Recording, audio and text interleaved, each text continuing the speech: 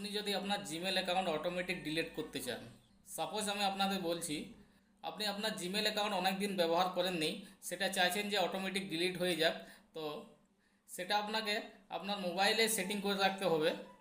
আমাদের মোবাইলের মধ্যেই সেই সেটিংটা আছে, সেরকম যদি আপনি সেটিং করে রাখেন তাহলে আপনার জিমেল অ্যাকাউন্ট অটোমেটিকলি ডিলিট হয়ে যাবে।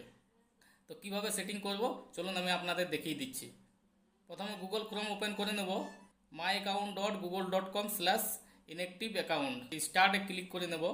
আফটার 3 মান্থস অফ ইনঅ্যাক্টিভিটি এটাতে ক্লিক করে নেব।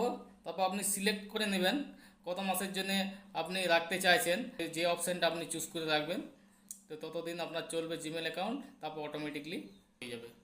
তারপর আপনি যদি পার্মানেন্টলি ডিলিট করতে চান তাহলে একটু নিচের দিকে আসবেন, এই যে দেখাচ্ছে decide if your inactive Google account